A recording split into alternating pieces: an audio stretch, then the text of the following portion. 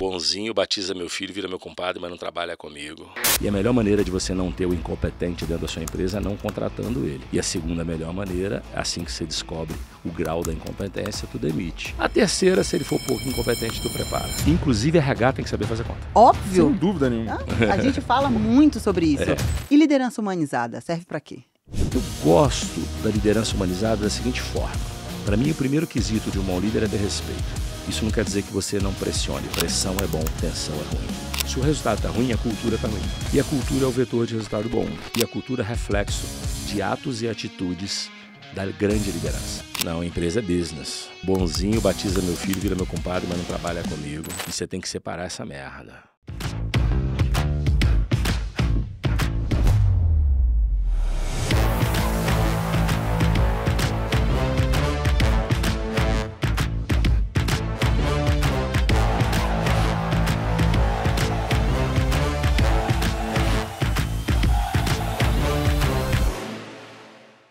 Sejam muito bem-vindos à segunda temporada do CNP in House, aquele podcast que a gente fala a verdade sobre gestão, cultura, carreira, liderança, sem mimimi, do jeito que a gente gosta. Na nossa segunda temporada, a gente vai ter algumas coisas novas que a gente vai compartilhar com vocês. Prazer, Marcela Zaiden, eu que sou host desse podcast incrível e também fundadora da CNP People Solutions, aquela consultoria que cuida de ponta a ponta da sua área de pessoas, trazendo foco em cultura e, mais do que qualquer outra coisa, resultado. Para a gente abrir essa segunda temporada, ela tem um tópico muito específico, mas que fala muito com cultura organizacional. A gente vai falar sobre estratégia. Como que cultura e estratégia andam lado a lado para garantir o principal, que no final do dia é aquela linha final, os números. E para isso, eu tenho a honra de ter aqui do meu lado, aquele que é parceiro, amigo, mentor, de tudo um pouquinho, senhor Rodrigo Miranda, CEO da VPX. Obrigado, Marcelinha, pelo convite. Prazer estar aqui nessa mesa pesadíssima. Vamos falar, na verdade, mais falar do que aprender aqui com vocês. Como a Marcela falou, sou CEO aqui da VPX Company, a gente é uma casa de estratégia e também assessora M&As. Vamos lá? Vamos lá. Olha só, para a gente estrear, eu não podia estrear com qualquer convidado. Eu tinha que estrear do jeitinho que uma baiana gosta, com o pé na porta. Por isso, eu quero apresentar para vocês o nosso convidado de hoje. Já te adianto, não tem mimimi, super alinhado com o nosso podcast. Ele carrega uma das trajetórias mais marcantes da liderança brasileira. Mais de 30 anos de experiência, passou por marcas como Natura, foi ex-presidente da Jequiti e VP do Grupo Silvio Santos. Ele liderou a criação de uma das maiores forças de vendas do Brasil. Muito mais que um executivo, ele é um mentor de líderes, um comunicador e alguém que leva a propósito e inteligência emocional para o centro dos negócios. Lázaro do Carmo, muito obrigada por estar aqui com a gente. Eu que agradeço o convite. Vamos falar de coisa boa hoje? Bora, fala o que você quiser. Olha, assim que a gente essa gosta. Energia aí, manda ver. É uma energia baiana, um negócio Baiana, assim. isso aí. Sabe que eu passei todos os carnavais meus, dos 18 aos 24 em Salvador. Tinha lugar melhor? Eu saía de moto de Belo Horizonte para Salvador. Rodava 900 quilômetros, parava ali em... Como é que chama? Oh, meu Deus do céu, tô ficando velho. Juiz de Fora? Porto Seguro. Porto Seguro. Parava em Porto Seguro, ainda ia parando, depois de Porto Seguro ia para Salvador. Você ia fazendo uma parada estratégica, né? Você para em Porto Seguro, curte beijava o na boca pré-carnaval. a noite inteira, depois ia lá, viajava de novo, mais 400. Era 900 quilômetros até Porto Seguro, depois mais 400 para... Pau na máquina. Com 20 anos você pode tudo. É verdade. Olha só, não por isso, porque todos nós aqui já estamos passando ali dos 35. Não, acho que o Rodrigo ainda não, né? Não, tô lá Ai, ainda não. que chato ele, esquece que eu ia só falar. andei de pneu murcho mesmo, mas Não, eu não tô lá ainda, em estrada esburacada, Esburacada. filhão. Pneu murcho e estrada esburacada. Mas vamos lá. Pra gente começar do jeitinho que a gente gosta, em que momento você acredita que os empreendedores começaram a ter medo de desagradar muito mais do que entregar resultado, Lázaro? Cara, existe uma coisa dentro das empresas, principalmente quando elas começam a crescer, que é um negócio que eu sempre falei o seguinte: você que é executivo, se você não entrar numa empresa onde a política tem que ser mais importante do que o resultado, saia dessa empresa. O que acontece com a maioria das empresas? As empresas vão crescendo e o líder, o gestor, começa a achar que ele é refém de todo mundo. E aí ele começa, um tal de team build daqui, team build dali, aí começa desenvolvimento daqui, desenvolvimento dali, programa de retenção, e aí a tolerância sobe muito. E a melhor maneira de você não ter o incompetente dentro da sua empresa é não contratando ele. E a segunda melhor maneira, assim que você descobre o grau da incompetência, tu demite. A terceira, se ele for pouco incompetente, tu prepara. Se for pouco incompetente, que fique claro. Até porque tem uma coisa errada, né? Quando você contrata alguém não pelo job description do cargo, mas pela descrição das tarefas que ele vai ter que cumprir todos os dias na empresa. Acho que esse é um ponto importante, saber separar o job description das tarefas. Total. O grande erro do recursos humanos, às vezes, é ela ter um job description na cadeira e ela contratar pelo job description. Às vezes, a mesma cadeira em empresas diferentes são ações diferentes. Não, na maioria das vezes, então, porque depende de maturidade. Você contrata pela descrição das tarefas, desde a recepcionista ao presidente da empresa. Entendeu? Eu, por exemplo, fui CEO de várias, Jafra, Junés, Jequiti, Grupo Silvio Santos, várias, Hidrogem. E eu não tenho perfil para ser um presidente da Nestlé, a não ser que ela esteja em dificuldade. Então, a cadeira de CEO tem diferenças, dependendo de onde você está, dependendo da cultura que você precisa dentro da companhia. Lázaro, e como na cadeira do CEO lá você faz para evitar que a empresa se torne uma política ou que as agendas pessoais dos executivos elas fiquem acima da empresa? Né? Primeiro é o seguinte, vamos começar primeiro. Qual é o papel do CEO? O papel do CEO é fazer as coisas acontecerem, o resto é firula. Você perguntar o papel do CEO, não, aqui o cara, 70% humanas, 20% não sei aonde, inspiração, nada, tem que fazer as coisas acontecerem. De um jeito ou de outro. A última linha tem que acontecer, senão você vai perder sua cadeira.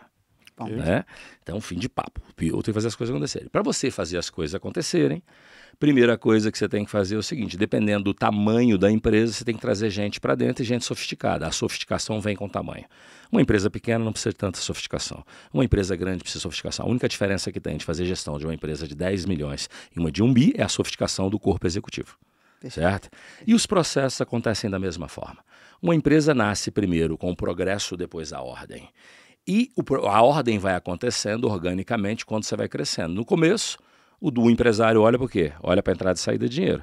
Cresceu mais um pouquinho, ele vai olhar para contas a pagar e receber. Cresceu mais um pouquinho, ele vai olhar na área financeira uma controladoria só com indicadores financeiros. Cresceu mais um pouquinho, uma controladoria geral que vai precisar de uma BSC. Cresceu mais um pouquinho na área de finanças, ele precisa de um bom CFO que literalmente precisa ter relacionamento com o banco, precisa falar outro idioma, para ele começar a fazer dívida estruturada, negociar e tal. Essa é a cadeia normal de crescimento. Isso não gera burocracia se for feita dessa forma. Okay. O que gera burocracia quando uma empresa está grande? Quando o CEO ele é inexperiente, ele chega lá e quer colocar a governança, a metodologia de goela abaixo e dar Ctrl+C e Ctrl+V em tudo. E não é assim que as coisas acontecem. A mesma coisa na área comercial. Você começa com 2 vendedores e o dono, aí você bota um supervisor, depois você bota um gerente comercial. Quando você bota um gerente comercial, você já tem que pensar que o gerente comercial tem que entender de finanças, não é só vender, porque esse cara tem que fazer pricing, esse cara tem que ver quanto que o desconto afeta a margem, ele começa a ter que saber essa conta. Bom diretor comercial tem que saber fazer conta. Tem algum diretor que pode abrir mão de saber da área financeira? Desculpa. Nada? Nenhum, né? Nenhum. Essa é a minha visão. Principalmente, é o sonho. Rapaz, principalmente o de marketing. Vai fazer um corte só disso. Você tá entendendo, né, Marcelinha? Eu acho que é a única matéria que ela não é facultativa pra ninguém. Principalmente o de marketing. Mas a gente fala Tem gente que fala assim, o marqueteiro não precisa fazer o cuidado da área financeira. Aí sabe que vira aquela história, sabe a história da águia e da galinha? Que o marketing sai voando, aqueles uau. Aí quando ele faz a cagada, a bosta espalha e suja tudo. Aí o financeiro vai limpando a merda. Se o cara lá em cima, que é o cara do marketing, sabe fazer conta, a merda espalha menos. Perfeito. Tem menos erro, porque o financeiro, velho, ele não é o culpado pela merda da empresa. O que esse cara faz? É o último a ser culpado. Se gastou demais, investiu errado, foi marketing. Se deu desconto demais, foi venda. Se gastou muito, foi na operação. O cara, eu vejo assim, tô com problema de caixa, tenho que mandar meu financeiro embora. Não, meu irmão. Caixa é sintoma. Se você está com problema de caixa, você tem que olhar para dentro e ver quem você vai mandar embora. Não é o financeiro. Só que o dono fala, estou com problema de caixa, tem que mandar meu financeiro embora. O pobre coitado é crucificado sem culpa nenhuma, porque o resto dos caras não sabem fazer conta. Agora, esse é um ponto importante até para a gente olhar sobre perfil de liderança. Inclusive, RH tem que saber fazer conta. Óbvio. Sem dúvida nenhuma. A gente fala muito sobre isso. Que a gente sempre costuma falar que normalmente o RH ele gosta de abraçar a árvore. Exato, e aí a gente foi uma maconha estragada. Cara...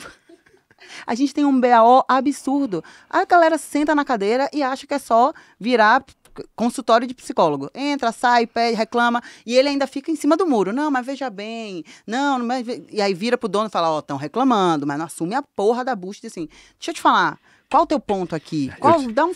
Você já deu feedback pro teu líder? Não, o que eu penso é o seguinte, a relação de trabalho é gerar valor que eu te dou dinheiro, acabou.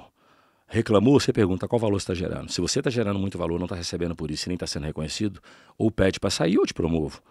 Mas a relação de trabalho é gerar valor que eu te dou dinheiro. É essa, o resto também é firula e enfeitar pavão. Entendeu? Uma coisa que eu detesto na RH, quando eu vou pegar referência, eu ligo para eles e falo assim, olha, esse cara é bom, fala assim, nada desabone. Eu falei, porra, eu tô perguntando se ele é bom. Nada que desabone a conduta, isso não serve para nada. Por isso que eu falo, não quer pegar referência na contratação? Não ligue pro RH, ligue pro dono. Liga pro dono. O dono berra. O dono, se o cara fez merda, ele conta. É porque ele vai segurar a bronca. O RH, muitas vezes, ele não consegue segurar a bronca. Exato, ele não tá preparado, ele não sabe fazer conta, ele não sabe se posicionar estrategicamente. E na minha opinião, principalmente a empresa de stressing, como o principal capital da empresa é o capital intelectual, o RH tem que ser o braço direito do dono. Total. Porque você está falando de pessoas. Só que hoje ele faz folha de pagamento e é encostado num canto. Eu vejo empresa de bi sem RH. Eu conheço empresa de 10 bi que só tem DP. Só tem DP e não entende que é DP. A culpa não está no dono que não passa a meta direito, passa clima, passa turnover, etc., mas não passa produtividade, não passa... Mas eu vou te falar, não acho que está no dono só, não. Não, mas seu irmão... Acho que assim, também tem muito do nosso papel, e aí, óbvio, eu falo de carreira, eu falo sobre responsabilidade de carreira. Do meu ponto de vista, eu tive muito dono retardado que não me dava espaço. Eu não queria ficar nos lugares que eu estava com gente assim. Eu buscava desenvolvimento, eu fui fazer gestão de negócios, por quê? Porque eu queria sentar de igual para igual, queria falar. Então tem, óbvio, o dono, ele só perde com isso. Mas tem o seu papel também de carreira, o seu lugar de carreira. Eu tenho uma opinião muito, assim, pragmática contra isso. A culpa é sempre do dono do CEO. Sempre. Desculpa, quem contratou? Quem não demitiu? Quem não meta? Final do dia... Quem fez meta de merda? Porque meta alta também quebra a empresa. Você está numa indústria, o cara fala, quero crescer 30%. Mas ele não bota fato novo para ter dinheiro novo. Ele quer crescer 30% de desejo. Aí ele vai lá, compra o estoque, faz um monte de coisa lá dentro e vamos vender, não serve pra porra nenhuma. Entendeu? Aí quebra a empresa. E liderança humanizada, serve para quê? Eu gosto da liderança humanizada da seguinte forma. Para mim, o primeiro quesito de um bom líder é ter respeito. Isso não quer dizer que você não pressione. Pressão é bom, tensão é ruim. Pressão é cobrar as responsabilidades pela qual você paga. E a pessoa tem de cumprir, senão ela não deveria estar lá. Isso é bom para o ser humano, desenvolve o ser humano.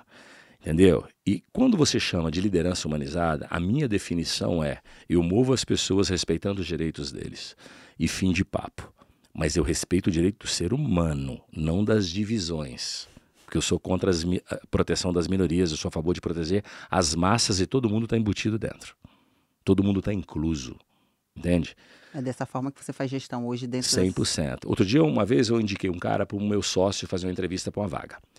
E esse cara, eu adorei o currículo dele, mas não conhecia, recebi indicação, entendeu? Aí embacei meu sócio. Aí meu sócio depois voltou e falou assim, cara, fui entrevistar o cara, adorei também. Aí o cara veio falar, porra, home? Eu falei, não, cara, o seu papel tem que ser... Porque eu acho que um cara que é de TI, advogado, eu quero que ele fique home, porque só entra na minha sala para dar desgraça, para dar notícia ruim, quero que ele fique home, advogado. Agora, porra, não só advogado, mas tem outras cadeiras. Pô, o cara lá do digital, o cara lá da tecnologia, programador, o cara trabalha pro job, ele tem que estar lá. Mas você quer ser um líder, vai ter que estar no escritório. Quer liderar gente? Você não move gente pela tela. A maior firula que inventaram na vida é que não, você consegue mover através das conversas digitais. Não move nada. Mover é olho no olho. Entendeu? Sou pragmático nisso. Então, cara, eu penso assim, cara, que a liderança humanizada, dependendo dos cargos, você respeitou as pessoas, você cobrou as responsabilidades, esse é o papel do líder humanizado. O resto é um pouco de que as pessoas vão criando. Vão criando. E o papel principal é, se você respeitou, você deu carreira, se você acompanhou, deu suporte, direção, você é um bom líder. E o líder tem que ser admirado. A gente faz uma empresa, a gente faz turnaround. Sou dono da Optimize Consult, né? E lá a gente faz o quê? Turnaround de empresa. E o primeiro quesito, quando os meus sócios, inclusive dele, está aqui, é o seguinte. Se você achar um cara bonzinho demais, que todo mundo ama, a gente já bota a cruz na testa dele. Porque ele não cobra. Porque o ser humano não gosta de ser cobrado. Líder não pode ser carente. Esse é o ponto. Aquele cara que chega na segunda-feira, no começo da reunião, ele quer saber da vida de todo mundo e pergunta se está tudo bem e fala, e aí, como é que nós fizemos? Foi bom a semana passada? Esse cara não é um bom líder. O bom líder que pergunta, meu amigo, vamos lá. Como é que foi de segunda a sexta-feira da semana passada? A gente fez o plano tático que vai levar para o estratégico, que vai chegar na meta? Que essa é a sequência. A cultura tem um papel de tirar a estratégia do papel. E é um dos... O CEO, ele é o guardião dessa cultura. E gestão horizontalizada? Rapaz, gestão horizontalizada demais, você tem que usar o poder do convencimento. E a coisa que eu tenho na minha vida é que ser humano não usa poder no convencimento, demora muito. Às vezes tem que saber quem manda, tem que ter um pescoço para apertar e uma mão para acariciar. Vou dizer uma coisa, há uns anos atrás, eu fui fazer uma entrevista na Avon, para ser presidente da Avon, e a Sherry McCoy foi me entrevistar, que era americana na época e tal. E ela falou, você vai ser presidente da Avon, mas vamos para ser turnaround. Eu falei, beleza. E aí você é dono de quê? Eu falei, não, você vai ser dono da área comercial, marketing e só. Eu falei, não, eu preciso da financeira, eu preciso de operações. Não, aí é o seguinte, você vai ter que usar o poder da influência. Eu falei, desculpa, fudeu. Não sou eu, esquece. Esquece. Vou quanto tempo eu preciso para convencer o indivíduo que está na cadeira há 30 anos fazendo a mesma coisa que ele está agindo errado? Agora... Se é my way, do meu jeito, eu falo, queridão, é o seguinte, a partir de agora, você fez aqui por 30 anos, o resultado tá ruim. Agora sou eu, né? Se o resultado tá ruim, a cultura tá ruim, nós temos que ter resultado bom. Então, tem que mudar a cultura. E mudar a cultura, você tem que mudar hábitos e atitudes. Para eu mudar hábitos e atitudes, ou tu faz isso rápido ou tu tá fora. Essa é a conversa no turnaround. E poucos são os profissionais que conseguem fazer isso rápido. 10%. Porque aqui entra um ponto muito importante, que o quanto que hoje, na tua visão, a gente está muito mais, Lázaro, fazendo eternos adolescentes ou, de fato, formando líderes? Eu acho que depende da cadeira e o que acontece muito hoje. Enquanto o resultado está bom, você lambe suas crias. Quando o resultado está ruim, você culpa elas. Mas, às vezes, não tem braço nem peito para tirá-las. Aí tem que chegar alguém que vai lá e tira. É por isso que eu ganho dinheiro. É fazendo isso. E eu vejo muitas vezes que o cara chega e fala assim, não consigo fazer. Eu preciso dessa atitude, eu preciso de alguém. Usa a gente como bode expiatório. Muito. Entrou para poder tomar a decisão e mandar todo mundo embora. Geralmente, se for para fazer um turnaround grande, a gente tem que trocar todo mundo, inclusive a cadeira de CEO. Existem empresas, até bem pouco tempo atrás, o Emerson estava lá, que ele me ligou que o diretor financeiro pediu demissão. E pediu demissão para falar o quê? Ele falou, eu não tenho condição de responder as perguntas que esses caras estão me fazendo. Nossa. E era um cara de muito tempo de casa. Maturidade. Isso foi maduro. Vou dar um exemplo. Eu fiz turnaround da Junés no Brasil até ela ser vendida e ela foi embora. Só ficou o Andy. O resto todo mundo foi embora. Teve de sair. Pediram para sair ou vocês tiraram? Metade pediu, metade saiu. Não só essa, mas outras empresas também. Bom, a Jafra da vida só ficou a Valéria, que hoje é a CEO lá. Entendeu? O resto, todo mundo pede para sair, eu saio forçado. Por quê? Pensa assim, se o resultado está ruim, a cultura está ruim. E a cultura é o vetor de resultado bom. E a cultura é reflexo de atos e atitudes da grande liderança. Não é da base. A base, geralmente, ela não estraga a cultura. A base é mimada ou destruída pela alta liderança. Porque um líder ruim, ele destrói a base e destrói a cultura. O meio para baixo nunca é culpado pelo resultado da companhia. Quem culpa é quem contrata, quem não demite, quem não sabe dar suporte e direção, e não sabe cobrar. E não sabe cobrar. As pessoas têm que saber para poder cobrar. Por isso que eu falo, dono que não entende de finanças, todos os indicadores da área financeira, ele não consegue cobrar. Depois ele vai chegar para o diretor no final do mês, como é financeiro, e vai falar, e aí, tudo bem? Como é que ficou meu EBITDA? Ficou bom? Meu caixa ficou bom? Beleza. Acabou. Não, ele teria que chegar para o diretor, logo depois que a contabilidade, falar, vamos lá, como é que ficou meus indicadores? Como é que ficou minha receita líquida? Como é que ficou o meu EBITDA? Ele variou contra o mês passado e contra o mesmo período do ano anterior? Variou. Por quê? Qual foi o efeito? Foi efeito de CMV? Foi efeito de SG&A? Me explica.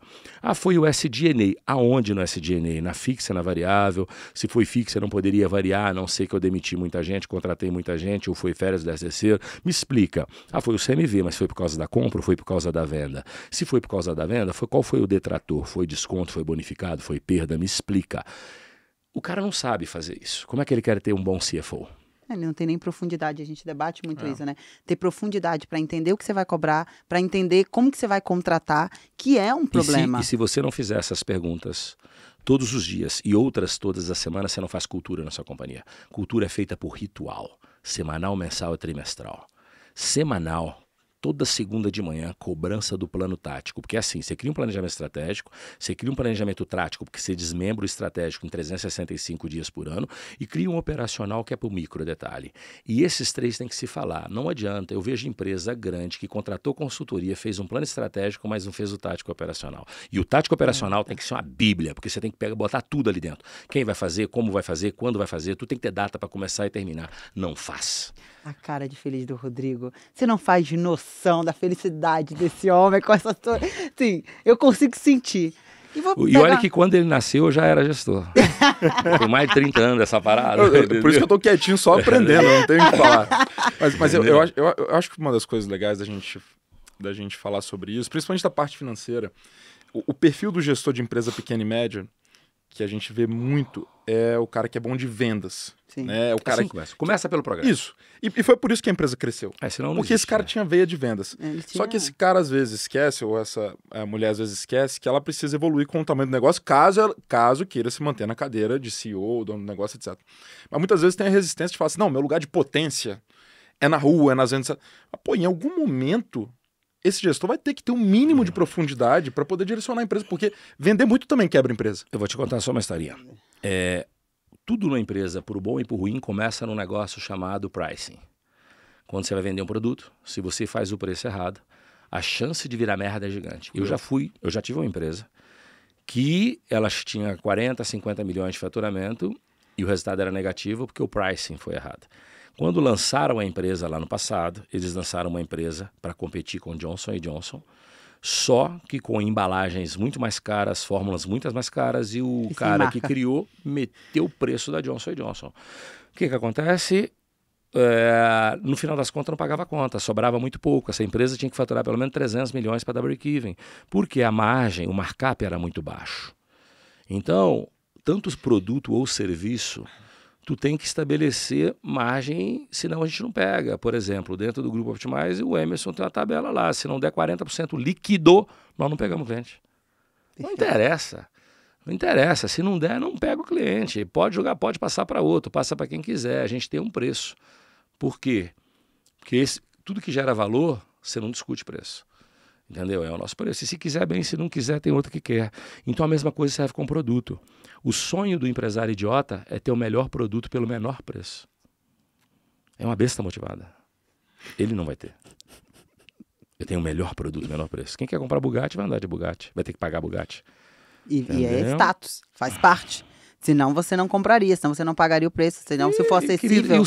Começa a pergunta no o que é o melhor produto, né? Porque vai depender para quem, vai depender em que momento. Que é o que a gente fala sobre o seu ICP. É o caso dessa empresa que queria... Ela tinha um produto muito melhor do que o Johnson Baby, mas muito melhor. Mas ela não tinha o brand e ela não tinha escala. Por que o Johnson Baby era barato? Porque ele tem escala, porra. O outro cara não tinha escala e botou o mesmo preço. Ele só começaria a dar break-even com 500 milhões de faturamento. A gente roda e volta para o mesmo ponto, que é a falta de conhecimento do dono. Porque o que a gente está falando no final do dia é isso. O cara não tem conhecimento, bota para rodar, não entende, fica ali cheio de métrica de vaidade. Eu tô dando resultado, meu faturamento. Tô crescendo 50% ao ano. E aí? Aonde, né? Só em cima ou embaixo também? É no caixa, né? Pensa assim, crescer tá certo, porque tem que ter progresso. Mas se não sobrar nada, cara, em algum momento, em algumas empresas, era só crescimento. Já houve meta assim. Teve uma época que o Silvio falou que era crescer e fim de papo. Entendeu? Aí a gente tinha que ficar toreando lá embaixo para não ficar muito ruim, entendeu? Mas ele queria. Tem cara, o banco de investimento faz isso. O cara cria um projeto, fala o seguinte, vamos ganhar share. Porque quando você está grande, é fácil você dar lucro. Você pega uma empresa grande, vai fazer turnaround dela. A gente nunca foca em venda. A gente primeiro olha para dentro de casa. Depois que saneou tudo, a gente vai para venda. Se a empresa é grande, você tem massa para queimar até fazer a empresa dar lucro. Mas quando você é pequeno, você só tem que crescer. Porque você não vai administrar o quê? Vai trabalhar o quê? Isso é uma questão interessante que no século passado, ser o líder do mercado quase que automaticamente garantia o maior retorno financeiro para o acionista. Só que isso veio mudando ao longo do tempo por uma questão de escala, de processo produtivo, uma série de coisas. Tem uma estatística mais recente, de 10, 15 anos atrás, de que só 7% dos líderes dos seus mercados são os que também mais dão um retorno financeiro. Olha que interessante isso. O cara tem mudou escala, a lógica. Mudou a lógica, porque o processo produtivo mudou, o tipo de negócio, o modelo de negócio mudou, só que às vezes a gente ainda continua com a cabeça da vaidade, de quero ser líder de mercado, quero crescer, etc. A gente Sabe não qual é o negócio? fala, né? A gente Sabe não um fala negócio sobre que isso. aconteceu com o mercado, que eu vejo até gente importante, muito foda falando isso, é o tal do jogo do equity. Eu quero jogar o equity, foda-se o lucro. Cara, é bom. para pra pensar uma coisa. Se a sua empresa tem lucro, ela tem EBITDA. Qual que é a âncora da valorização de uma empresa? Múltiplo de EBITDA. É a básica. Ah, não, mas a Uber valia muito com a EBITDA negativa. É exceção, velho. Ah, a empresa tal chegou a X milhões com a EBITDA negativo. Ah, a empresa tal foi vendida com a EBITDA negativo por 1 bi. Tá bom, mas se fosse positiva, ela valia muito mais. Não tem como. O jogo do equity é o jogo do valor. E o jogo do valor é o jogo da lucratividade. Aí você quer valor ou você quer lucro? Cara, se você gera EBITDA, você gerou valor e você gerou lucro. Você gerou equity. Não dá para separar as coisas. E tem gente que joga esse jogo. Para de querer ganhar o jogo do lucro, do dividendo, você tem que fazer o jogo do equity. Dá para fazer as duas coisas. Deveria ser um próximo do outro, né? Exato, Deveria irmão. convergir. Não adianta você querer jogar. E eu vejo gente importante que eu olho, que eu conheço, eu sei que sabe. Mas tá ali. Mas tá ali falando a tal do equity, entendeu? Mas, Lázaro, por que você acredita que... Vamos lá. Tem empreendedor preparado, tem empreendedor que já participou de N empresas diferentes, que já cresceu, já faliu, já passou por tudo isso e ainda assim continua vislumbrado por métricas de vaidade. Então, onde que você acredita que vem isso? E tem a dose do ego. Todos nós aqui somos vaidosos. Né? Tem um filme do Al Pacino, Advogado do Diabo, ele bota... Todo mundo diz que o diabo tem medo de água benta, né? Ele bota o dedo na água benta, a benta ferve e ele põe na boca. E fala... Sabe por que o diabo prolifera no meio dos humanos? Porque o pecado que a gente mais gosta é o diabo, é a vaidade. E a vaidade impera em vocês. Todo mundo é vaidoso. E aí você faz besteira. Enorme. Cara, eu conheço um cara que há um tempo atrás, é meu amigo até hoje, tá de pendurada aí. Mas você conversar com ele, a empresa dele é o máximo. A empresa dele fatura quase 1 bi, mas tá negativo, deve 400, 500 milhões no mercado. E eu fiquei com ele 8 meses para fazer o turnaround da empresa. Primeiro eu entrei para ser conselheiro. Quando eu cheguei lá, eu falei, velho, isso vai explodir. Conselheiro de quê? Deixa eu botar um time aqui dentro para te ajudar a arrumar, tal. 10% do dinheiro novo é meu. Beleza? Ele falou, beleza, botei meu time.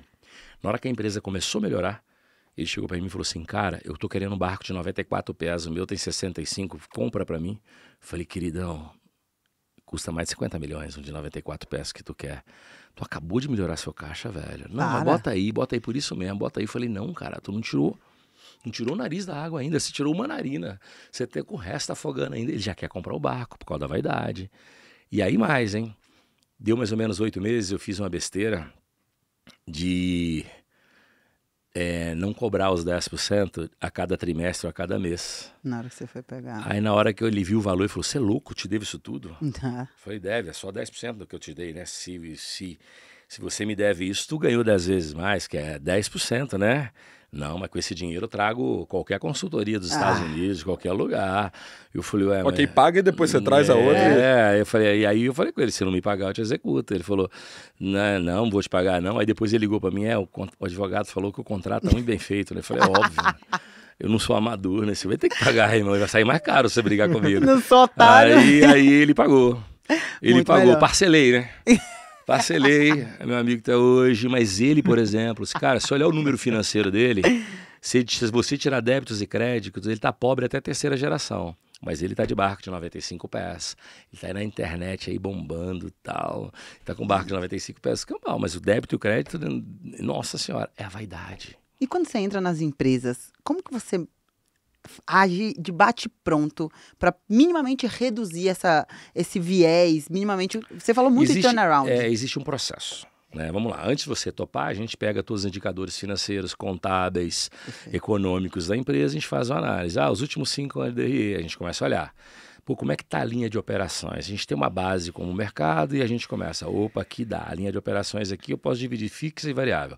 Está desproporcional a fixa ou a variável? Eu começo a esticar. Como é que está a linha do CMV aqui versus o mercado? Aqui dá. Esse cara fez concorrência de quanto em quanto tempo para diminuir o custo de compra dele?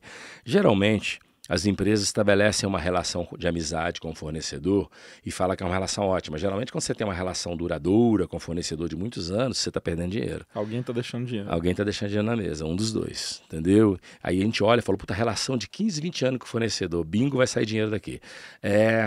Ninguém não faz cotação de preço a cada ano, 6 meses, vai sair dinheiro daqui. Ele está com o SG&A mais alto do que o mercado dele, vai sair dinheiro daqui. Despesa com venda mais alta. Você começa a fazer uma análise. Quando você entra, você já tem um sintoma de onde vai atacar. Não é assim, puta, tá com tudo dívida de curto prazo e tal. Então o extra-operacional também cabe uma reestruturação, se precisar até chamar banco para dar default e negociar com ele. Então você já entra. O negócio não é assim, vem aqui, topei. Não, tem que ter um namoro antes. Tem que receber todos os números. Dependendo, a gente fala pro dono, cara, tu tem que sair. Pro dono. Tem que sair. Ou dependendo, você tem que dar carta branca para mexer. Então tem uma série de coisas, e cada caso é um caso. Qual o caso mais complexo que você já pegou? Ixi, acho que todos são complexos. Porque todo mundo só procura a gente quando tá fudido. É por definição. A gente tava hoje de manhã, ele falou assim, velho, não dá pra arrumar umas coisas menos complexas, não? Falou pra mim. Aí eu tô tentando, tá vendo? Mas pelo visto não tem como. O cara, às vezes eu chego pro cara e falo, cara, você tinha que ter me procurado 5 anos antes, irmão. O cara chega com um EBITDA de 100 milhões e uma dívida de 2,5 bi. 25 anos de dívida pra pagar. Porra, velho, o banco alonga no máximo 5, 48, eu tenho 25 para pagar. Então, meu amigo, você tem que estar cortando todo mundo. E quando você faz corte, se for demitir gente, você tem indenização, você tem que alavancar. Cara, dinheiro. É difícil você achar. A complexidade, ela é distinta. E a pior delas é quando o cara tá ferrado e ele não toma consciência que ele tá. Ele acha que o Divino Espírito Santo vai aparecer lá e vai resolver a vida dele. E não resolve. Então, não tem um caso complexo. Existem vários casos. Agora, também tem os bingos. Às vezes você pega um negócio e fala assim, é impagável. Só que a marca é tão boa que aí você mexe interno e você faz assim, a venda decola, as margens são boas. Quando você vê, você fala, gente... Deu bom. Isso aqui tá dando bom e eu nem já achava que ia dar bom. Já aconteceu, da gente virar e falar assim, esse cara quebrou. Mas ideia é porque não quebrou. E você pega, você aposta, você vai lá. Não, às vezes a gente conta, mas a conta sempre é verdade, queridão. Há pouco tempo atrás... Eu não sento mais no papel de CEO. O último que eu fiz, eu saí em 2022. Porque eu tinha esse negócio também. Eu fico com o CEO emprestado. Eu entro, sento na cadeira de presidente, abandono tudo que eu estou fazendo, fico lá 2 anos. Óbvio que com um valor muito acima de qualquer presidente de mercado, para consertar o negócio, eu saio. Entendeu? Exatamente em 2022, tinha um desafio de 1,5 bi de dívida para 100 milhões de EBITDA. E com todos os clientes já na linha da loucura querendo receber. Eu tinha topado, mas eu tinha falado pro dono, queridão, vou organizar isso aqui para você pedalar, não vai consertar. Entendeu? Eu não posso falar nome, porque é uma empresa muito famosa, todo mundo sabe quem é. Falei, não vai consertar. Mas dá para pedalar, eu consigo melhorar esse jogo muito, eu consigo sair de 15 anos para 7 anos, aí ficar perto dos 60 e tal, mas não posso fazer promessa. E acabou não dando certo porque a gente não chegou num acordo financeiro adequado para o meu lado. Aí acabou eu não ficando, a empresa tá lá, Ele tá vivo? pedalando. Tá vivo, tá pedalando. Ele conseguiu pedalar. Pedalou Não mais tá um pouquinho. pedalando. Não, tá, tem empresas, irmão, que tá há 20 anos aí. Só pedalar. É porque quando a empresa é grande, ela demora para morrer. Uma empresa pequena morre rápido. Empresa acima de bi demora para morrer, a não ser que o cara faça muita merda. Entendeu? Porque ela tem massa muscular para gastar. Total. Deixa eu falar uma reflexão aqui. Quando você está falando aqui muito que você entra e senta na cadeira de CEO, o fato é, o CEO, ele domina a cultura, ou pelo menos Isso aí. deveria dominar, que Isso é aí. o grande BO quando a gente É olha isso aí. para a maioria dos empreendedores. É isso aí. Ele não sabe qual é a cultura dele, ele nem tem culhão para botar a cultura dele abaixo. Se a empresa não tem execução, não tem cultura.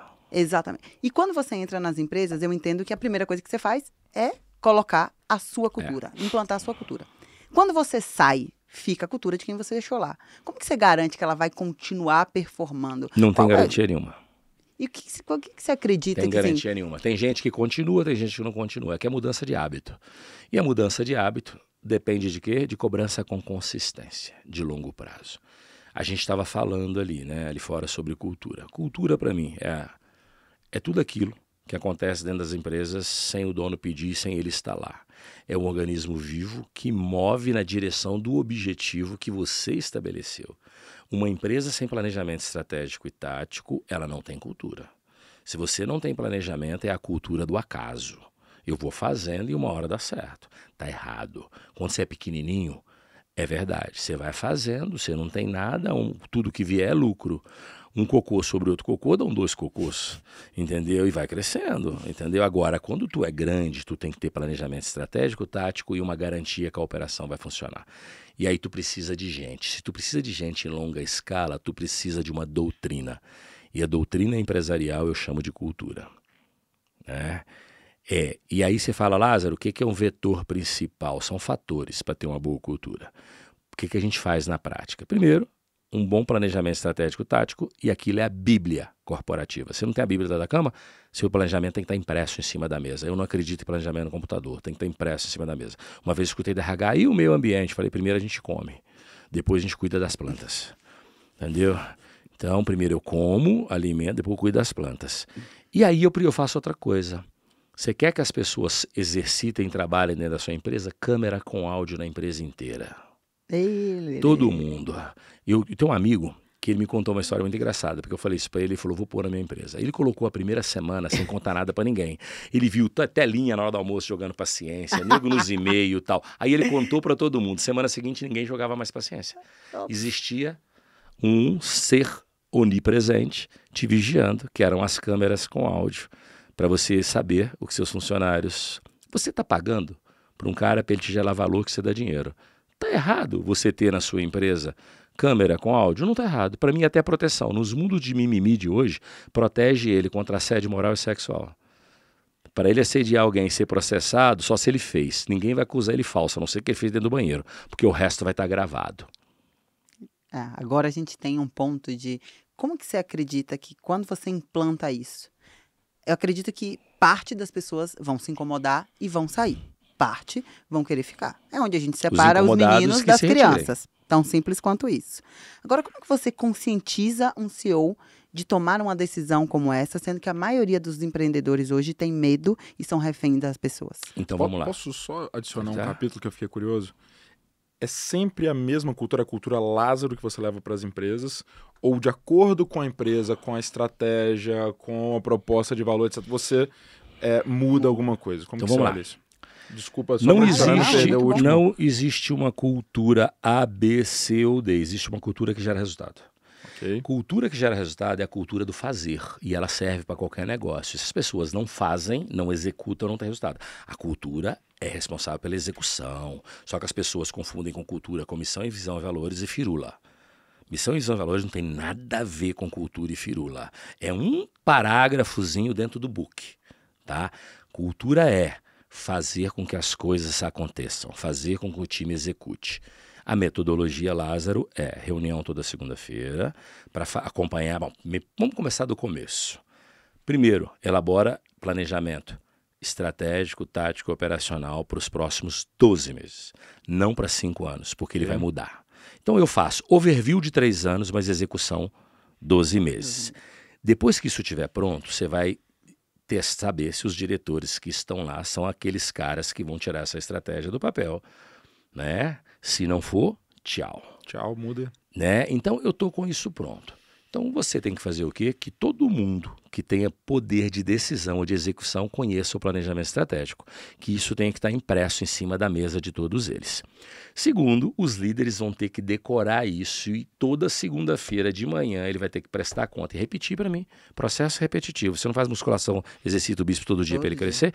Toda segunda-feira ele vai ter que passar com o líder dele os guidelines do planejamento que ele tinha que executar naquela semana para cumprir o planejamento do ano. Cumpriu essa metodologia, eu quero que as coisas executem. A câmera entra aí. Todo mundo sabe que está sendo vigiado. Eu tenho uma filosofia que eu não vou falar não, porque aí é polêmica demais, é da religião que eu te falei ali. Entendeu? Mas é polêmica demais aqui, aí nego me crucifica, mas ela é verdadeira. Entendeu? Conta partes, não precisa contar partes. Um exemplo de cultura, a Igreja Católica.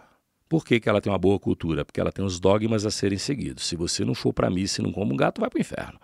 E eu falo o seguinte, por que a sociedade não é uma bagunça Sodoma e Gomorra? Porque tem um Deus onipresente que te vigia 24 horas por dia, ele criou os mandamentos, que se não cumprir, tu vai para o inferno. Se não fosse isso, todo mundo ia ser debandado. Isso é um inferno na qualquer terra. Doutrina é válida porque ela serve para domesticar o homem na face da terra. Cultura. Cultura, a palavra domesticação é muito forte, mas cultura é o quê? Fazer com que as coisas aconteçam dentro da empresa. Domesticar é quando você treina o seu cachorrinho e ele faz o que você quer. Eu não vou falar com isso com coloquetos, eles me cancelam, mas é o seguinte, é fazer com que as coisas aconteçam.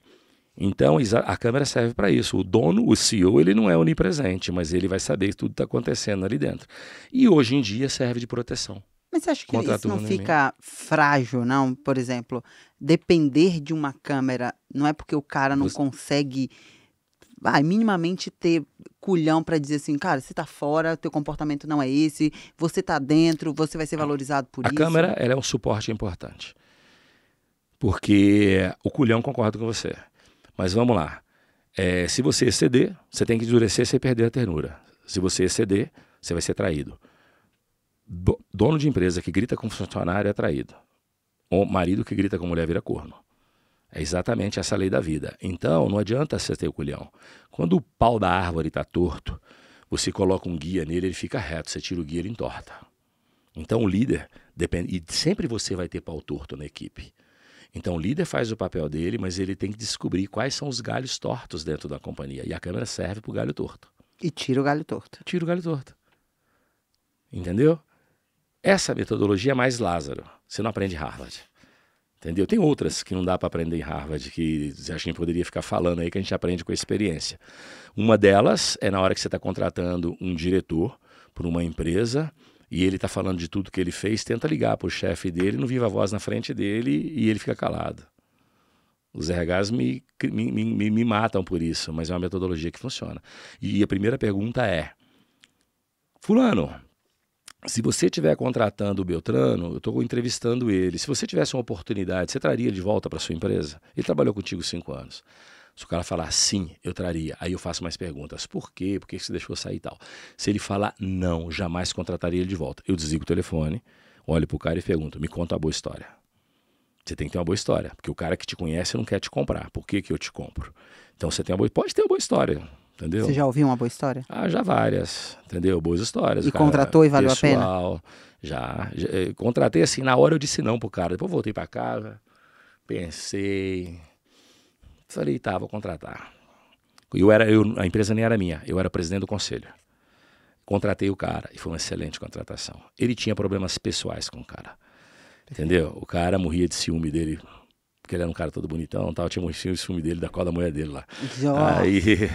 Aí fica difícil e deu certo. Quando você vai contratar um líder hoje? Para a tua empresa. Você falou ali nos bastidores que quando você abre uma vaga é chuva de currículo. Tem, graças a Deus. Qual é o principal ponto que você avalia na hora de contratar uma liderança para a tua empresa? Então vamos lá, capacidade técnica é default. Se o cara, ele vai ter que saber responder minhas perguntas. Agora, a mentalidade. E como é que eu avalio a mentalidade? Eu meto pressão no tubo no processo da entrevista. Costumo falar, meu irmão, ó, aqui comigo tu vai trabalhar 24 horas por dia, sábado e feriado, eu não vou te dar férias por 2 anos. Tu é meu, se der certo, tipo, Henrique, se der errado, eu te mando embora. Mas tu é meu, minha mentalidade, tudo mentira, não vai acontecer isso nunca. É pra ter, aí, tá vendo? Já fudei, agora o cara vai saber que é teatro, entendeu? Agora você vai arranjar um monte de gente woke, vai contratar um monte, fudeu. Não, mas assim, você tem que testar a mentalidade. O cara que tá afim de vencer, o cara que não tem medo do trabalho. Se o cara confunde ócio com qualidade de vida, tá errado. O cara que confunde trabalho com escravidão, tá errado. Promove a libertação dele, se ele se acha um escravo. Então, assim, a mentalidade, para mim, tô falando cargo de liderança, tá? Claro. A base da pirâmide, meu irmão, infelizmente, é autossustento. Você vê a parte técnica do cara, vê se ele consegue cumprir uma frequência e sequência no seu trabalho, contrata ele. Para de baixo é isso. Não adianta você querer ter uma mentalidade progressista, futurista, de ambição num cara que está começando a carreira, ou ele está na base, na linha de produção. Ele não tem. Não tem. Um outro. Que sobe, que normalmente são as pessoas que crescem. Agora, a liderança, mentalidade, porque aprender, o cara tem que ter aprendido se ele tem 20 anos de experiência. Então, eu aperto ele tecnicamente e testo a mentalidade. E testar a mentalidade hoje é saber se o cara é apaixonado pelo verbo fazer e ele tem que trabalhar e ele não mede esforço. Se ele começar com papo de confundir qualidade de vida, tal, não sei o quê. Há bem pouco tempo atrás... Eu também, como conselho, entrevistamos um CEO, que na entrevista foi maravilhoso. Na primeira semana, ele já começou. Não, porque eu queria fazer meus horários, porque o trânsito tá pesado. Porra, empresa com 500 funcionários, cara, ele é um número 1. Se o trânsito tá pesado para você, imagine para o resto que vem de ônibus. E eu, como conselheiro, tive de chegar pro dono e falar, vamos mandar o cara embora. E o dono tá assim, mas eu tô gostando dele. Eu falei, vai dar merda, vai dar merda. Com 3 meses, o cara já tava todo desmotivado. Então, assim, o primeiro passo para mim é testar a mentalidade. Tá? E a mentalidade você não testa só no processo de entrevista. Eu deixo claro para qualquer um que for liderança que ele tem 3 meses para me provar por que ele veio. Senão ele tá fora. E se o cara falar assim, cara, eu tô saindo do meu emprego, não tem garantia nenhuma. Você vai no risco. Eu até te pago mais, você vem no risco. É adulto, você né, tem pô? que provar. Tomar sua você decisão tem que provar. Sustentar. Não adianta você achar que só a entrevista funciona. E aí, e se acerta quanto? Metade você acerta, metade tu erra. Não tem segredo, cara. Tem gente que fala, ai, cara, eu queria saber como eu acerto nas minhas contratações. Jogando a moeda. Mitigação de erro, né? Sorte. Eu tenho uma linha sobre demissão, queria te ouvir. Quando você vê uma pessoa que está performando abaixo, mas aí você fala, cara, se essa pessoa sair de uma hora para outra e eu não tiver alguém para repor, pô, eu vou me fuder, etc. Você é o cara que segura até você achar alguém e repor? Ou você fala assim, cara, essa pessoa, ela aqui dentro, ela não tá funcionando, amanhã ela vai embora? Vou seguir, parafrasear você. Se a pessoa está performando abaixo, a saída dela não te prejudica muito, né? Porque se ela estivesse performando ok, prejudicava. Se está abaixo, não tanto. Mas você já ouviu aquele ruim com ele, pior sem ele, aquele clássico, Eu recomendo o seguinte, ninguém piora de uma hora para outra, todo mundo dá sinais. Começou a dar sinal, tenha um banco. Papel do RH, que faz literalmente desenvolvimento organizacional, é na hora que o líder começar a falar, aí, cara, tem uma centelha aqui, pode virar fogo, beleza. E o papel ainda, independente se virar fogo ou não, ele tem que ter pelo menos um de banco de reserva para cada uma das cadeiras. Lázaro, mas o que é ter um banco de reserva? Na concorrência mesmo. Quem é o melhor cara daquela posição na concorrência, se a sua empresa é maior? E eu tiro de lá. Cara, eu sou a favor, se você é grande, vai buscar na concorrência os melhores caras. Isso não é antiético, não. Antiético é a empresa quebrar, entendeu? Então, assim, tem que ter banco. Não dá para ter todos, concordo que não dá para ter todos, mas tem que ter banco. Pô, e quem é o banco? O banco desempregado, se ele arrumar um emprego, ele não deixa de ser banco. É um cara que tu gostou, que tá ali. Fez uma seleção, tinha 5 bons, contratou o primeiro, os outros 4, guarda. Namora. Fica ali. Toma café. Para hora que você precisar. É a melhor maneira, porque eu concordo também. Minha filosofia. Se está performando abaixo, eu não perco grande coisa, mas pode zerar. Então, para não zerar, tenha banco. Em todas as cadeiras chaves. Aí você fala só nas chaves? Pô, se tiver oportunidade, até nas operacionais. Claro. Mas as chaves é obrigação corporativa. Você ter banco. Sabe? Porque as pessoas deixam na mão. A maioria delas, infelizmente, a maioria delas. É muito, cada vez na boa, tá cada vez mais difícil você achar bom profissional no mercado. Profissional bom e que quer pagar o preço que precisa do ponto de vista de pedágio. Um cara trabalhando com a gente lá no grupo, né, com o Emerson lá, ele entrou, ficou um tempo, saiu, pediu para voltar, e daí a pouco e agora só de novo. Não volta mais. Nunca mais. Nunca mais. Já teve 2 chances, já teve muito. Cara bom, tá? Difícil de achar no mercado. Longe, mas não decide, é inseguro. Como que você vê esses profissionais? Tem um ponto muito forte para mim. Eu costumo dizer que o pior funcionário é aquele quarta-feira. Aquele que é ruim, a gente sabe que o nosso desafio é demitir. Aquele que é bom, a gente sabe que a gente tem que cuidar. Manter e cuidar, com agora, muito carinho. Aquele filho de uma mãe, quarta-feira, que uma hora tá bem pra caramba, outra hora tá ruim pra caramba, uma hora te entrega um negócio incrível, outra hora, eu te desmotivei. O que você faria? O quarta-feira, ele é foda, porque quando você bota fogo na traseira dele, ele pula e trabalha pra caralho e dá resultado. E aí, você tirou o fogo da traseira dele, ele para. Ele é um que precisa da cultura no tubo. Você tem que meter cultura no tubo. Toda segunda-feira de manhã, botar pressão nele, o que tu fez semana passada, o que não fez e tal. E, cara, é isso. Geralmente, quarta-feira, eu tenho um cara que, pô, não posso falar muito aqui não, porque eu chamo ele mais ou menos disso, que eu falo com ele, cara, eu não te entendo. Uma hora tu quer ficar rico, eu já prometi pra ele 10% de uma empresa. E vai ficar rico, não sei o que e tal, e ele é o melhor cara do mundo. De repente, ele pega um vale, velho. E eu não sei por quê. Ele pega um vale, ele bota um ponto morto, ele fica um período de ponto morto. Isso é enlouquecedor, na boa. Mas aí, quando eu cobro do cara, bicho, ele é o melhor cara, mas tem data de validade. E aí eu não consigo dizer se é personalidade, ele tem data de validade. Mas esse cara eu ainda não demito o bicho lá, o que eu faço é peço às pessoas para meter ele sempre aquecido. Sabe, o carro álcool, né? Antigamente você liga, demora. Você tem que ligar e ficar e se você dá uma desligadinha, ele fica naquela, e depois ele vai de novo. Então ele não é ruim, entendeu? Mas ele não é autossuficiente, ele precisa de alguém no cangote dele. O que esse cara não pode? Ser o líder número 1. Esse cara tem que ser número 2 ou 3, porque ele precisa de alguém cheirando o pescoço dele. Porque o líder número 1, o que cheira o pescoço dele? A consciência dele e o resultado da última linha. Este cara, ele vai vacilar durante um tempo, o resultado da linha vai piorar. Um CEO, o que mais pressiona o CEO? O resultado da última linha. Mais nada. Mais nada. O 2 ainda tem o CEO para pressionar. Entendeu? Então o CEO, para mim, ele tem que ser o cara mais autorresponsável e autoconsciente que ele está sozinho no jogo. Até para cobrar ele, quem cobra ele? O mercado, o banco. Não tem ninguém para cobrar ele em cima dele. Então, se esse cara for quarta-feira, ferrou, velho. A empresa já morreu. Morreu. Quem foi o melhor CEO que você já conheceu? Jack Welch. Jack Welch, eu sou fã número 1. Lázaro, mas e o Steve Jobs? Não é o Jack Welch. Ah, o Bill Gates, não é o Jack Welch. Ele pode ser até melhor empreendedor. Jack Welch, eu li tudo e modelei tudo, assim, cara. Jack Welch. Um cara fazer um turnaround de uma GE cheio de fatores políticos, organizacionais e mesmo depois dele ter passado lá dentro 20 anos sem se autocontaminar pelo marasmo. Porque o grande problema de você pegar um cara que ficou 20 anos numa empresa e fazer ele CEO é a miopia empresarial que ele está contaminado. Ó dia, ó jar, ó céus, ninguém muda isso, eu tô aqui dentro. Então um cara que estava lá 20 anos, simplesmente virar a empresa ao avesso, é foda. Pô, esse cara é pica, meu irmão. Eu não sei se eu seria capaz. Porque quando eu fico... É fato, se eu ficar muito tempo ou no conselho ou na cadeira de CEO, eu vou produzindo menos. Os meus 3, 4 primeiros anos a produção é muito melhor. Passou daí, por isso que até como conselheiro, eu não gosto de ficar mais do que 3 anos. Porque se acomoda, se acostuma. Vira amigo do dono.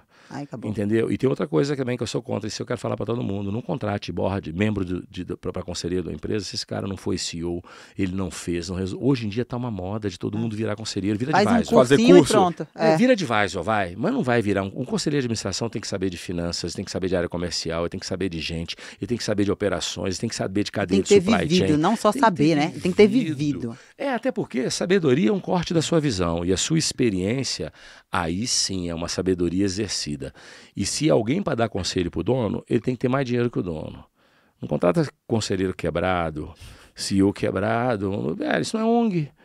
O cara tá lá fudido, precisando de uma boquinha, cara. Não, outra coisa. E você é um bom diretor, não venha pedir uma vaga para alguém falando que tá precisando de emprego, não. Eu não dou de emprego para quem tá precisando, não. Eu dou emprego para quem vai gerar disrupção no meu business. Não para quem tá precisando. Precisando eu dou esmola. Entendeu? Eu faço caridade. Eu não gero. Me dá um emprego, eu tô precisando muito. Não, velho. Isso eu dou para jovem. Base.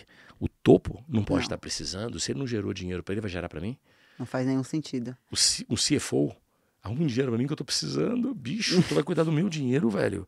Se não cuida do seu, com o nome no Serasa, não dá, velho. Ele tem que fazer gestão. O marqueteiro e o comercial até contrata com o nome do Serasa, porque é gastador pra caralho e tal. Pode estar com o nome do Serasa. Não tem problema não. Agora o financeiro não pode, velho. Financeiro não pode, entendeu? E é até bom. Um marqueteiro bom pra caralho com o nome do Serasa, tá cheio de dívida pra pagar, ele vai trabalhar o dobro. O comercial também. Comercial também. É maravilhoso. Quanto mais boleto, filhão. Vamos, trabalha que quer pagar teus boletos? Vambora. Quer fazer boleto novo?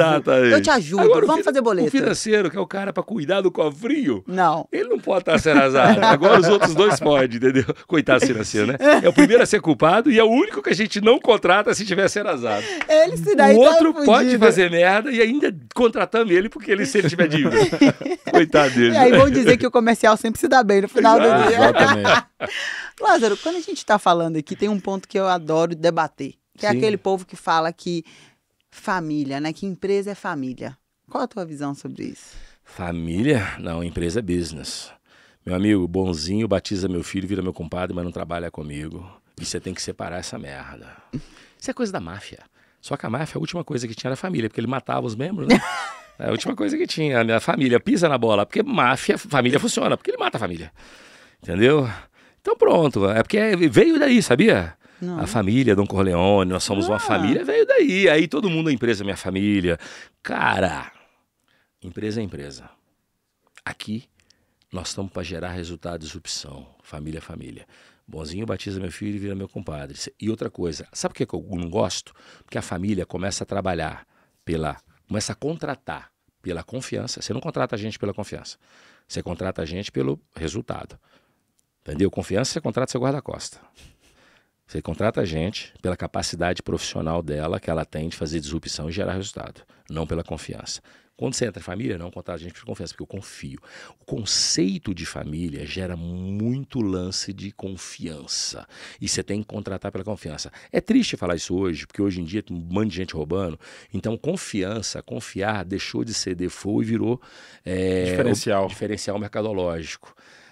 É triste isso, né? É muito triste. Super. Mas pensa assim, qual que é a gestão de família? Confiança, proteção. Na empresa você não pode proteger as pessoas. E você não pode contratar por confiança. Então já morreu o conceito de família. Tá bom. Porque o conceito da família é esse. Autoproteção, confiança, amor intransferível, incondicional. Eu amo minha família. Você vai amar seu funcionário de forma incondicional? Tá doido. Só enquanto ele gera resultado que eu amo ele. Se não gerar resultado, eu não amo, não. E fico até bravinho. Entendeu? É isso, cara. Então não dá para ser uma família. Família é confiança, amor incondicional, proteção. Se você tem essas 3 características dentro da sua empresa, incondicionalmente, espero que não. Você tem que cuidar das pessoas para elas gerarem bom resultado. Eu adoro trabalhar com gente feliz, porque a gente feliz produz mais. É um ciclo virtuoso. As pessoas, às vezes, odeiam minhas palavras por causa disso. Eu tenho um monte de hate na internet por causa disso. Mas é o seguinte, eu falo a verdade. Cara, vai ler Marco Aurélio, né? Cara, eu sou estoico, ideísta, entendeu? Então, o estoicismo prega, a vida tá mais para luta do que para dança. Você escolhe lutar ou dançar. E você, e sua carreira, e sua empresa é fruto das suas escolhas. Eu também não acredito. O cara é dedicado no trabalho e não é dedicado com ele. Não existe. Para mim existe ou dedicação em tudo que eu quero, competitividade em tudo que eu quero, ou não. Sou filho de um caminhoneiro com a professora primária. Né? Eu falo, eu não vim na família rica, mas uma família rica veio de mim. Por um único motivo, não perco para o ímpar. Em tudo na vida. Não perco, fico frustrado. Quando eu faço merda e eu erro, não é nem pelo poder monetário que eu perdi. É pelo eu ficar olhando como eu comi essa bola. Então, cara, é isso que ganha o jogo. Eu tirei meus filhos de uma escola, porque a escola estava querendo o quê? Humanos colaboradores. Um dia ele chegou na escola e falou assim, papai, ganhei medalha, os 2. Aí você ficou primeiro lugar? Não. Segundo? Não. Terceiro? Não. Que porra de medalha é essa? Participação. Aí eu fui falar com a diretora. Não, aqui a gente cria pessoas participativas. E a meu filho falou assim, a diretora diz que se todo mundo estiver competindo e um amiguinho quiser ganhar, a gente tem que deixar ele ganhar. Ah, beleza. Cláudia, senta lá. Tá doido? Irmão, eu não crio massa. Eu crio outlier. Entendeu? Então, os outliers, eu não conheço nenhum que não seja competitivo. Ai, mas o mundo está competitivo demais, isso não é saudável. Depende. Se você está dentro da ética, é a coisa mais saudável que tem. E todos os CEOs, todos os ambiciosos, todos os bilionários que eu conheço são competitivos. E como que você vê isso na geração Z, que cada vez está mais mimizenta e menos competitiva? Primeiro eu vou falar que a culpa é nossa. A culpa é da minha geração. Os garotos da geração Z são os filhos da minha geração. Eu sou geração X, né, que teve um ídolo, que era os boomers, né? Que eram os caras que se matavam de trabalhar e falaram, eu tenho que fazer igual. Só que aí a gente ganhou dinheiro e deu mordomia demais para alguém que quer chegar na janela. E para mim não tem geração ruim ou geração boa. Para mim tem gente ruim e gente boa. O que eu conheço de cinquentão idiota, medíocre, e o que eu conheço de quarentão que depende dos pais, eu tenho gente muito próxima que vive de boa porque o pai é rico e tá ali. E cada um tem a vida que merece, irmão. Eu não tô culpando, generalizando, não. Entendeu? Eu não sei. Talvez se eu fosse um herdeiro do cacete, eu não tinha feito nada na vida também. Total. Porque a minha consciência... Eu sou fruto da minha existência. Total. Como a minha existência foi dura, ela me fez ser um cara trabalhador. Se a minha existência fosse confortável, talvez eu seria um mimizento. Por isso que eu não culpo O cara que é mimizento lá, porque alguém deu eles ou uma existência confortável ou uma mentalidade medíocre, que é a mentalidade que a gente vê em muitas universidades, que todo mundo é igual é mentira, que todo mundo não pode chegar no mesmo lugar é mentira, entendeu? Então o esforço não precisa, se todo mundo é igual, não preciso me esforçar. Então isso é que estraga essa geração. Agora tem uma coisa que eu admiro na geração Z, a personalidade do tipo. Assumir. Peça demissão e vambora. Cara, eu mudei o escritório de uma empresa para Alphaville um tempo atrás. E para mudar o escritório, olha como é que eu sou bonzinho. Eu botei ônibus com ar-condicionado para buscar todo mundo e trazer. E 30% pediu demissão. E teve uma menina que eu queria muito que ela ficasse. Ela devia ter uns 28 anos de idade, mãe, sem pai, e ela pediu para ir embora. Eu falei, moça, fica. Ela falou comigo assim, ofereci aumento de salário. Ela falou, cara, não vou perder 2 horas, nem que seja no ônibus com a internet e ar-condicionado. Eu não vou perder 2 horas para ir, 2 horas para voltar. Eu falei, cara, moça, mas o que você vai fazer? Ela falou, nada por enquanto. Eu falei, você tem filha? Ela falou, me viro. Isso é personalidade, velho. A minha geração não faria isso. Eu jamais. Essa é a diferença. A geração Z, ela assume, ela banca, ela fala, eu quero isso mesmo, eu quero equilíbrio, eu quero qualidade de vida. Vai lá. Só que o problema são as outras. Mas a gente... E cada um com seu B.O., né? Mas não dá pra generalizar tanto também, assim, né? Tem a galera animal. Mas cada vez tem as duas. Tem. Tem as mas, duas. Mas Agora, acho que tá extremo também, né? o grupo... Ou a galera é muito confortável, ou a galera é muito... Tem uns que me dá raiva e tem outros que eu amo. É isso, a geração Z é assim. É por isso que eu falo, não dá pra culpar a geração toda. Total. E nem quando você olha pra outra geração, que pra mim é o pior, muito pior do que a geração Z, que é o que eu acredito. Uhum. Eles se posicionam, eles tomam decisão baseado no que eles acreditam e nas crenças que às vezes deles. não são certas, não tá certo. Mas aí é a crença dele, aí o problema dele. O problema às vezes é eles acharem que eles têm que acreditar muito, né? Calma, pô. Exatamente. Eu tive o Mendes, o presidente da Sapori, que comprou uma empresa minha. O Mendes, ele falava um negócio fenomenal. Falava, cara, nem todo velho é sábio, mas todo sábio é velho. É isso aí. E, cara, eu vivo com isso. Eu falo assim, cara, eu tenho que saber minha ignorância, porque tem coisa que vem como maturidade. O que é maturidade? É tempo pra amadurecer. É quilometragem rodada, é repertório. Que não é dá pra eu chegar vivência. aqui e falar, puta, não. Caralho, calma. Senta um pouco. Então, às vezes tem que ter calma nas convicções. Sim. É dar o direito da dúvida. Não, porque eu acredito, você tem vivência pra acreditar em alguma coisa tanto assim? Vamos com calma um pouquinho, dar o direito da dúvida? Você pegou o bingo que eu adorava e deixou uma bola picando pra mim. Adoro. Foi proposital. Porque é o seguinte, o que é a sua experiência e capacidade de resolução? É profundidade e longevidade. Você pode ser o cara mais profundo do mundo. Se você tem 30 anos, você ainda está na metade. Você está no 10% da sua jornada. Eu virei presidente muito cedo, 36 anos de idade. Eu era uma besta motivada quando eu virei, eu me achava o máximo. Outro dia eu escutei um cara falando um negócio assim, muito foda. Escutei o cara. Ele na internet, vendendo curso de cultura. Eu sou o pai da cultura no Brasil. Eu sou o número 1 da cultura brasileira. Ele tinha 30 anos. Prefiro nem dizer quem é. Eu sou o número 1 da cultura no Brasil. Só foi a mãe dele que elegeu ele. E ele falando 30 anos, eu sou o número 1 da cultura no Brasil. Meu amigo, ele esqueceu de tanta gente. Aí depois, ele falando que ele era o número 1 da comunicação, do branding. Ele esqueceu da Ana Couto de Zanguanhães, uma galera, velho. Na cultura ele esqueceu de Cláudia Falcão, uma galera. Porra, do Baisanquil, esqueceu dos caras que estão aí há 300 anos falando de cultura antes de existir esse negócio, desde a década de 90 e com profundidade. Então, hoje o mundo criou esses caras que eles não esperam as coisas acontecerem e se intitulam deuses. Por quê? Porque eles vão estudar Steve Jobs, eles vão estudar Mark Zuckerberg, e eles acham que tá tudo certo, que todo mundo é assim. Total. A minha geração, eu peguei carona numa era de presidentes jovens, porque foi o seguinte, até na década de 90, todo CEO era coroa, 60 anos. Anos 2000 começou a ter gente muito jovem. Por exemplo, eu tive um amigo, Sérgio Batelot, que até hoje ele é presidente da PR Fabre, ele virou presidente aos 32 anos de idade de multinacional da PR Fabre. Entendeu? Que não é qualquer um que chega número 1 de uma empresa multinacional gigantesca. Ele chegou. Igual a ele, porra, eu peguei carona. O Miguel Monzu, que é um outro cara aí, pegou. Nós pegamos uma carona. Mas tanto que a gente não foi os melhores, nós não fomos os melhores, que hoje em dia a idade média é 55 anos novamente. Se você pegar os CEOs do mundo, a idade média é entre 55 e 60 anos novamente. Tem jovem? Tem de 40, tem de 30, mas a idade média no planeta voltou acima de 50, porque a gente fez besteira. Porque você falou uma coisa certa. Por mais estudioso, você tá com quantos anos você falou? 33. 33. Por mais estudioso que você seja, por mais brilhante, por mais inteligente, você ainda tem o que aprender. Por causa do tempo. É profundidade e longevidade. E aí você fala assim, tá bom, mas pode ter um cara de 50 que saiba menos que você, porque ele não teve a profundidade necessária. Ele teve longevidade, mas ele não dedicou horas com objetivo. Porque dedicar horas é com objetivo. É aquilo que você faz para se tornar um profissional melhor nas suas horas dos 24 horas do dia. Então é profundidade e longevidade. Se o cara é um funcionário público que trabalha 6 horas e o outro trabalha 12, ele vai levar o dobro do tempo para ficar bom. Então é isso. Você com 33, você pode ter certeza que quando você tiver 43, isso tá muito mais foda, com 53 mais foda, se você continuar com a profundidade. Mas eu acho que o mais importante para mim é não perder o estado de burro. É não falar assim. Cara, assim, eu acho que eu sempre falo isso, cara. Eu devo fazer painel de 2 em 2 dias, palestra de 3 em 3 dias, etc. Sempre me dá frio na barriga. E que bom.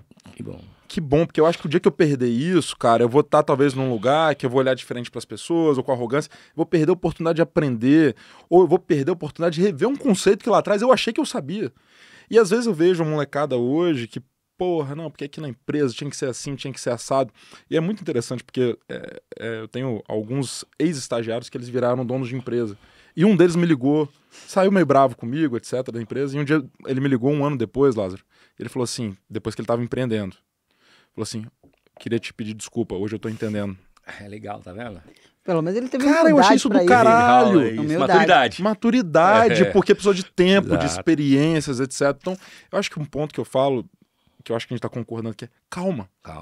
Calma, pô. Tem muita coisa pra aprender, pra se fuder. E hoje, essa geração que tá aí entre 20 e 30, ela tem chance de ser muito melhor do que eu. Sabe por quê? A informação está muito mais abundante. E agora, o problema é que você não pode ter informação rasa. ChatGPT vai emburrecer as pessoas. Eu usei HP durante 20 anos da minha vida. Há pouco tempo atrás, eu estava lá fazendo uma conta, trazendo uma dívida valor presente, e chegou um garoto ali, porque você só está usando HP aí, faz aqui, ó.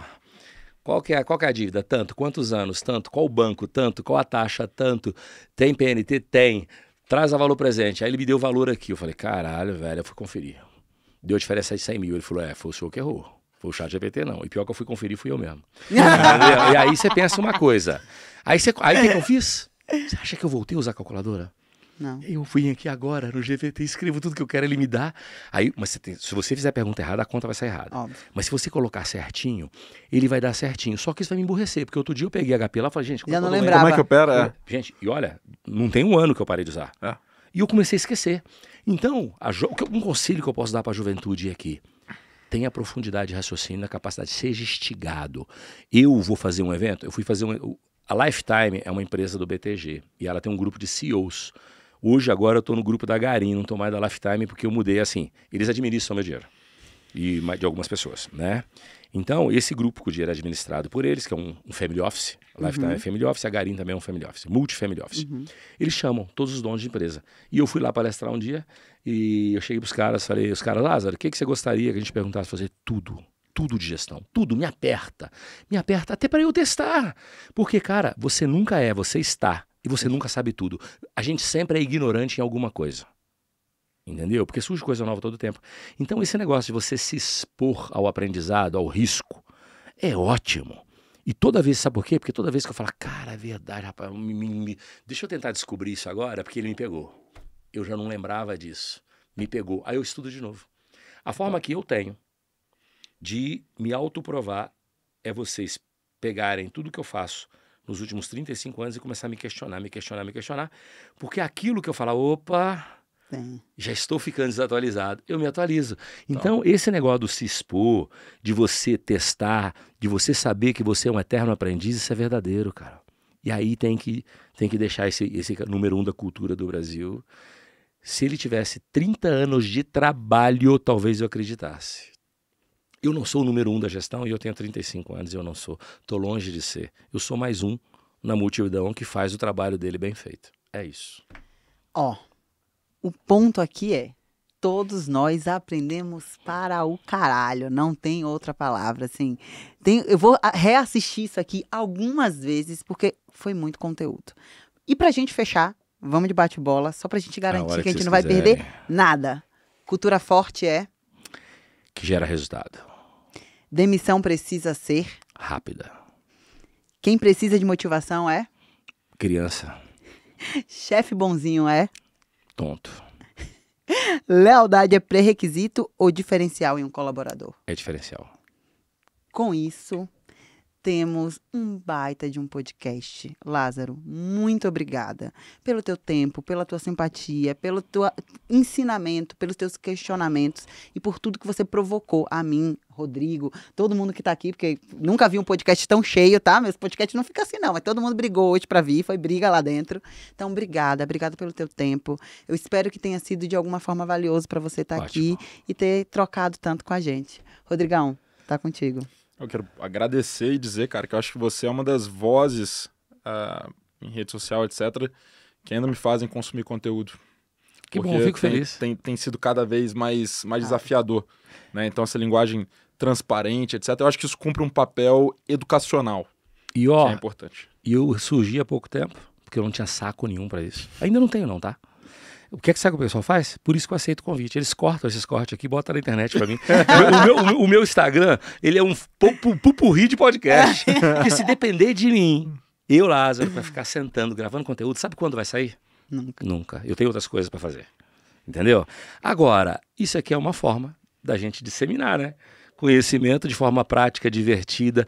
E quando você me pergunta, eu fico mais produtivo. Se eu te ficar olhando na câmera e falar do conteúdo... É uma merda. Eu sou horrível, cara. Eu sou horrível, entendeu? Eu sou horrível, não tem jeito. Então, assim é mais gostoso. Com certeza, Entendeu? Foi incrível. Obrigado. Muito obrigada. Pessoal, todos vocês que acompanharam a gente, eu tenho certeza que você ficou aí até o final, porque estava imperdível.